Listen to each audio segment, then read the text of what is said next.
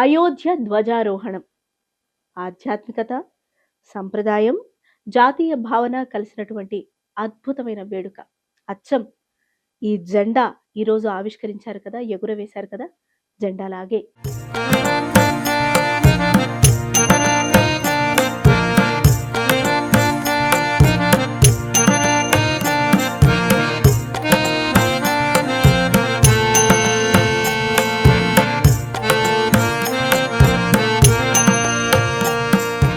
మత కల్లోలాలు, మతం కోసం కోలాహలాలు విరివిగా జరుగుతున్న ఇటువంటి సమయంలో అయోధ్య ధ్వజారోహణం ధర్మ సంస్థాపనకి నాందిగా నిలిచింది.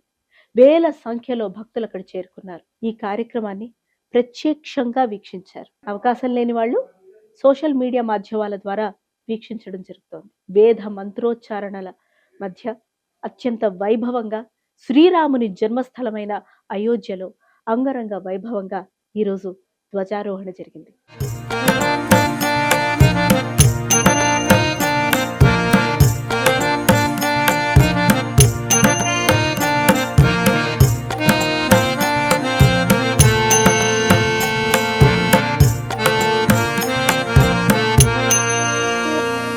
అయితే ఈ రోజే ఎందుకు ప్రత్యేకించి ధ్వజారోహణం చేశారు? ఆలయం ప్రారంభించినప్పుడే చేయొచ్చు కదా?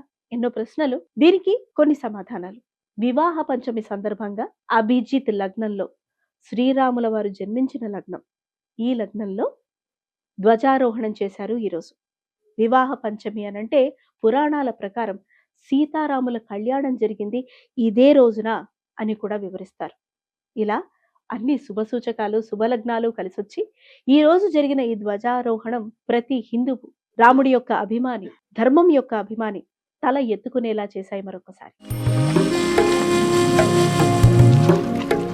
ఆలయ శిఖరంపై 42 అడుగుల ఎత్తులో ధ్వజాన్ని ఎగురవేశారు మన ప్రధాని మోదీ. ఈ జెండా 22 అడుగుల పొడవు, 11 అడుగుల వెడల్పుతో చక్కగా కాషాయ వర్ణంలో అలా ఎగురుతూ ఉంటే అద్భుతం, అమోఘం. అయితే ఈ జెండాలో 3 సింబల్స్ ఉన్నాయి. వాటి సిగ్నిఫికెన్స్ ఏంటి?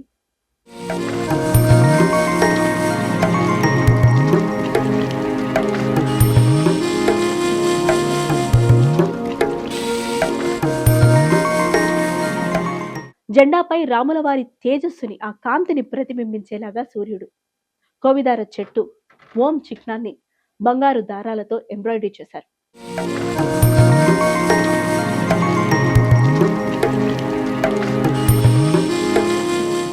ఈ జెండా ఐక్యత, సాంస్కృతిక పరంపర, రామరాజ్యం యొక్క ఆదర్శాలను ప్రతిబింబిస్తుంది.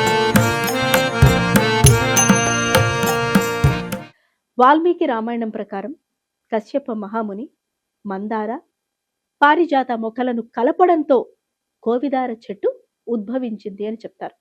కోవిదార చెట్టుకి అంత ప్రత్యేకత ఉంది. ప్రాచీన కాలం నుంచే చెట్లను అంటుకట్టే విధానం ఉందని దీని ద్వారా మనం తెలుసుకోవచ్చు. అందుకే ఈ 3 చిహ్నాలని జెండాలో ఇలా ఉంచి అలా ఎగురవేశారు. ఎప్పటికప్పుడు మన మూలాలు మనకు అర్థం కావాలని ప్రతి ఒక్కదానికి ఆ స్పెషాలిటీ ఉండేలా చూశారు. ఆవిర్భావం జరిగిన సమయం కూడా మనం చెప్పుకున్నాం కదా. సస్యశ్యామలంగా దేశం అంతా ఉండాలని మనస్ఫూర్తిగా కోరుకుందాం. జై శ్రీరామ్.